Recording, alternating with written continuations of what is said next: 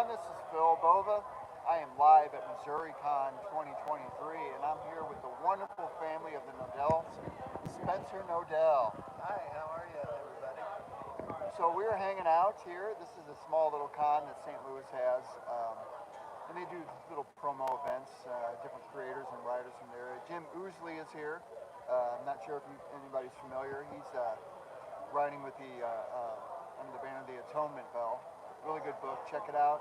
I might go pick up volume 1 today. See what it's all about. But I'll turn this around, and then everybody gets a bird's eye view of the con here. This is everything. Well, I'll walk around and show you guys all a little bit.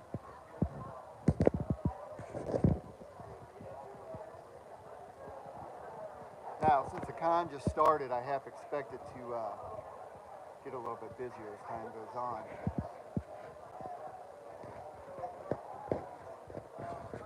So let me aim down at the great Spencer Nodell booth.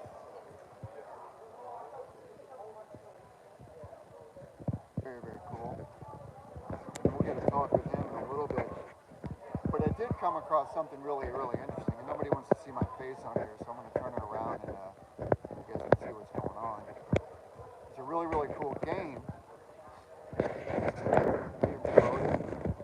Never heard of it before. Check it out. It's called Justice League Comic the Cosmic Chaos.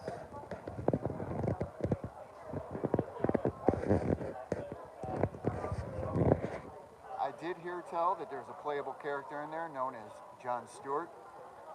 Anybody should check that out.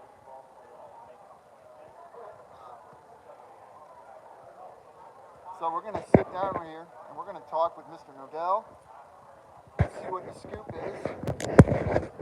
Alright, so Spencer, tell us about the con, tell us about the history. Well, my father, Martin Nodell,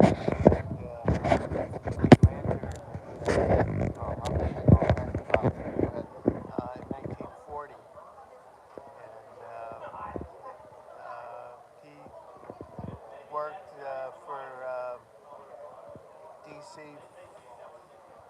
from 1940 through 1947. And then he worked for Timely, which is the precursor to Marvel. And then he went into advertising. But he would do a lot of comic book shows all over the country when he had retired. So my grandson, Quinn, likes to go around to the comic book shows. He's real interested in the Comic-Cons. And I just kind of tag along with him. So what number MissouriCon is this for you and the family?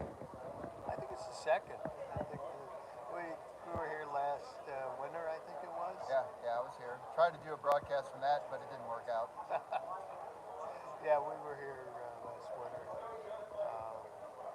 But it's fun. It's something to do with my grandson, so it's, Now, if I may ask, what has changed the most about cons over the course of you having your feet integrated into the community? Well, what's changed the most is it's a lot of media stuff, a lot of merchandise. It used to be you would have almost every table was just comic books. All the vendors would be selling comic books. And now you see so much other stuff at the Comic Cons. And I was to one Comic Con, and I think it was with my grandson, and there was like one comic book vendor, and the rest were all kinds of media people. So, things have changed a lot. It's all about the creator. It's all about the people behind it. So, like Spencer Nodell, and of course, being the son of the creator of the great Alan Scott, so his family's here promoting it, as we are with the blog of Boa, as we all should do as a family community. So, while that being said, let's see, what else can we ask the Spencer Nodell family? Let's see. So you have a legacy that goes back many, many, many, many generations. And then you have this legacy that you have to uphold. How do you go about doing that under your own terms? Well, I'm pretty quiet, and I don't do any shows on my own or anything. But when people call me up or want an interview, I'm more than happy to give them an interview and talk about my father and his experiences in doing the art, and also my experiences of going to the cons. You know, I've done a lot of reading on history, a lot of these creators in the past, and all these shops that they used to have set up for these guys. You know, and I used to hear stories about they would just be in some room, in a dark room, with their lights on their desks, and of course they'd have their cigarettes and their coffee, and and of course they'd be writing into the wee hours of the night. Does that sound familiar with your dad? Well, I always remember when I was a kid, we lived in a fairly small apartment in Brooklyn, New York, and he liked to work at night. We were all asleep, and you'd see a little light in the corner, and he'd have his radio on, and he would work pretty much all night. Um, and then I just remember stories that my mother would tell me that he would work all night, and then she would bring the art up to DC Comics in the morning, and she would go. DC would always have out these tables, and they would put out their newest comic books, and you could come grab, your newest comics. And I wish I had those books today because, they're all Golden Age books from the 1940s, but I don't have any, unfortunately. Stuff goes lost. Stuff goes lost. Oh yeah, people move, and stuff gets given away and just thrown away. So, what would you say would be one memorable thing that happened in your life with your father between the two of you? It doesn't have to be personal, but something that you remember the most. Maybe an impact he had on you. Well, I think one of the funniest things was he'd be up in the apartment working, and we lived on the 6th floor, and he would always hand me a paper bag and send me downstairs and say, go outside and bring me up some fresh air. Nice. And I always remember that. That was one thing, and also when he would be doing advertising, we would go to in New York. We would go to all the live TV shows, game shows, and variety shows, and I just remember stuff like one time they had this big NBC had this big studio in Brooklyn, which was close to where we lived. So we would go over there and see, I think it was the Texaco Hour or something, and we would sit in the audience, and I always remember, like one time we had gone, it was Ed Wynn was the host of the Texaco Hour or something. And my father would say to one of the ushers, I'm Dave Apollon's nephew, and here's a note. I want to speak to Mr. Wynn. And the guy would come back and say, Mr. Wynn will talk to you after the show. And so after the show, there'd be this performer, and this was live TV, and there were hot lights, and Mr. Wynn would have he'd be sweating, the all the performers would be sweating, and he'd have a towel around his neck. And like I got to meet some of the performers, TV performers in the 1950s. Now, when I say Ed Wynn, a lot of people go, who? But in the 1950s, he was a big deal. And I remember meeting other, like talk show hosts, not talk show hosts, but game show hosts like Bill Cullen. And I just remember meeting these people. So, I mean, the greatest legacy I had from being my father's son was that other people, people of high stature or fame, it never bothered me. I never got excited. I never got nervous meeting people. If the President of the United States walked up to me, I'd say hi, and shake his hand. But I'm not in awe of these people. Right. I've never been in awe of famous people because I've met so many. Right. And they're the same as you and I. I mean, they are down to the core. They're the same. Well, as you. they're exactly the same. I mean, I just like one episode was this was a show in Florida, and we had gone to dinner with Stan Lee, which most people know who that is. But we were going to dinner with Stan, and we're sitting at this table in this steakhouse, Burns Steakhouse in Tampa, and some people come over, and they say, "Oh, can we get an autograph?" And Stan was real excited to get to autograph something. And my dad was like, "Oh, we're eating dinner." And Stan said, "Oh, Marty, calm down." I just an autograph. So he gave a bunch of autographs. And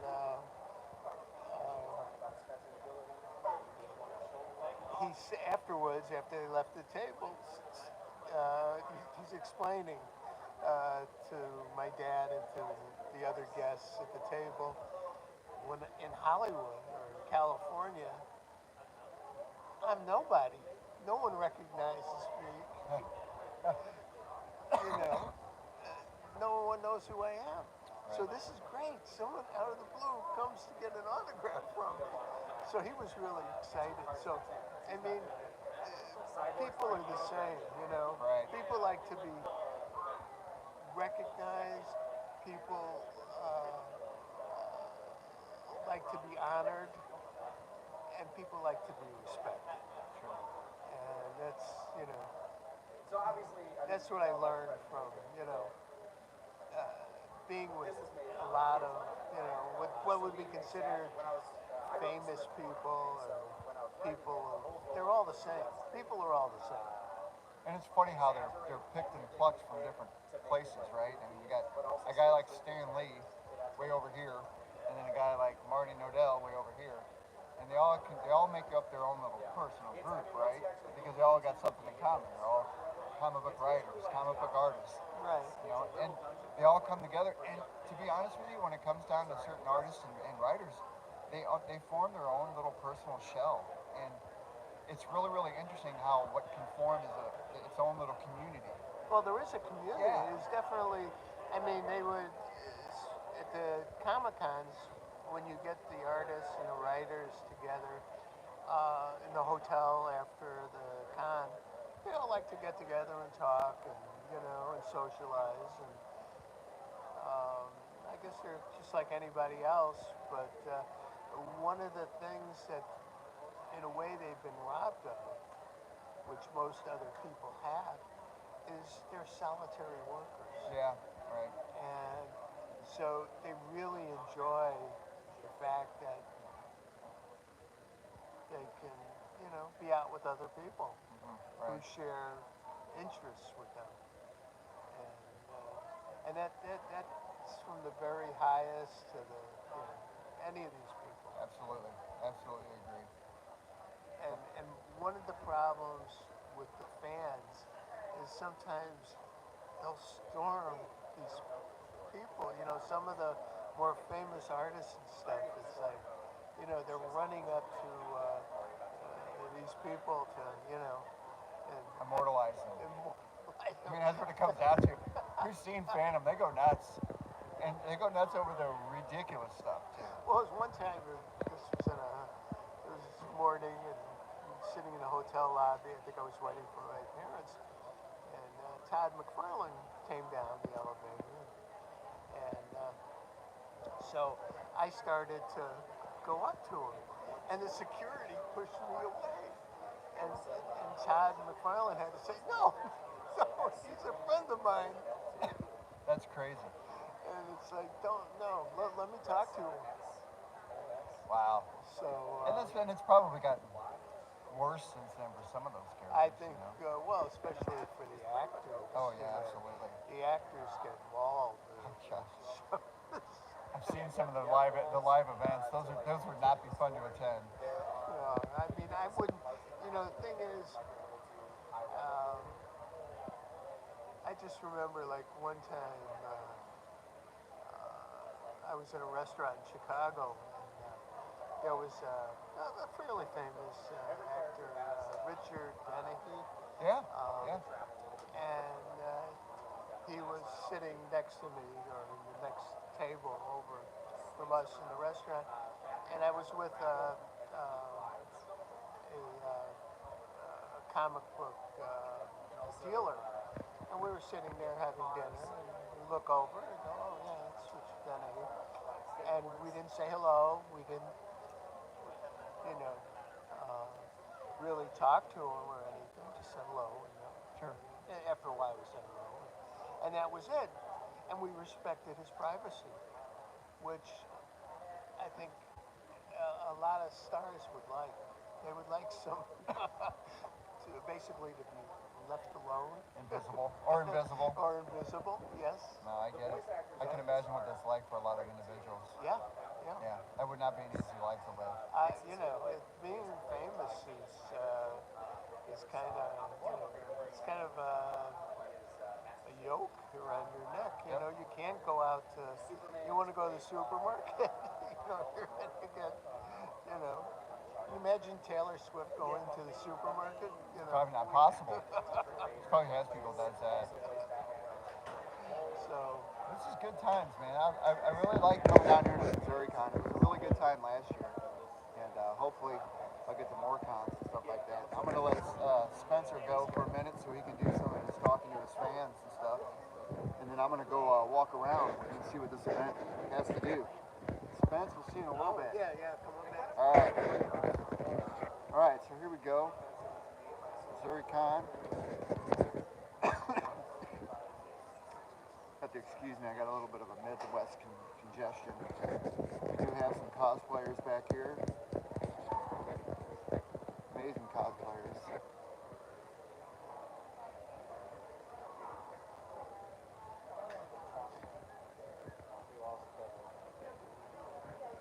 I'm sure everybody here is familiar with different cons, so this is a little bit of a small one.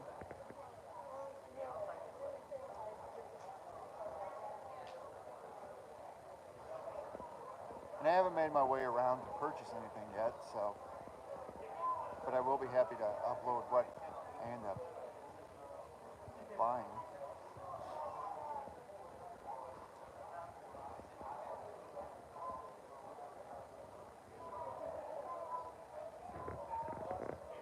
Clay Adams. Here we go. Here we got Jim Oosley.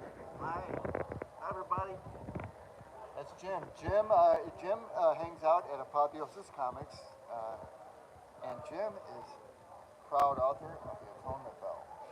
Now I'm picking this up today because I've heard nothing but amazing things. Jim is from the area, lives in St. Louis area, so he's around here with me. So Jim, you talk about a couple things. So tell us a little bit about the book. Sure, the Atonement Bell is my first story that takes place in St. Louis, and it's about a mother and her son Jake. They just experienced like a personal tragedy, so they drive into St. Louis to be with family. Come to find out, they kind of find themselves in a struggle between a coven of witches and the Catholic Church.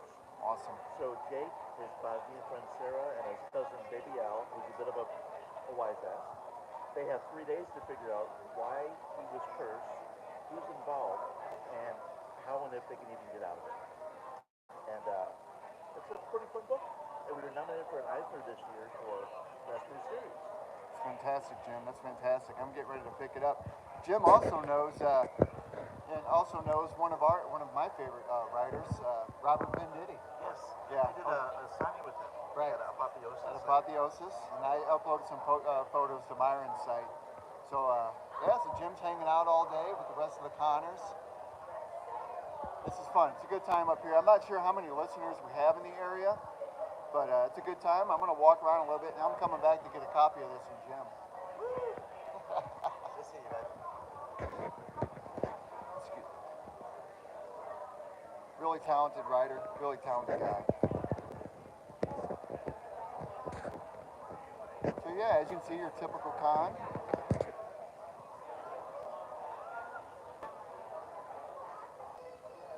We have a lot of really, really cool stuff here. A lot of great artists, a lot of digital artists.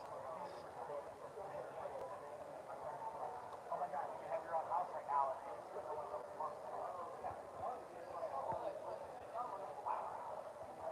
That's about the extent of it. This is kind of like a little test for the blog of Hoa. I kind of wanted to see what we could do, like a little live streaming event. Nobody wants to see me, right? Myron's happily probably sitting at home laughing while I'm doing this recording, you know. But hey, it's a fun time, you know. I'm only going to be down here for a couple hours hanging out with some of these fans. Probably going to go spend a little bit of money. So yeah, I'm glad whoever tuned in. Spence is a nice guy. Love talking to him, love chatting with him on the phone. Love hanging out with him. he's just a really, really down-to-earth fan.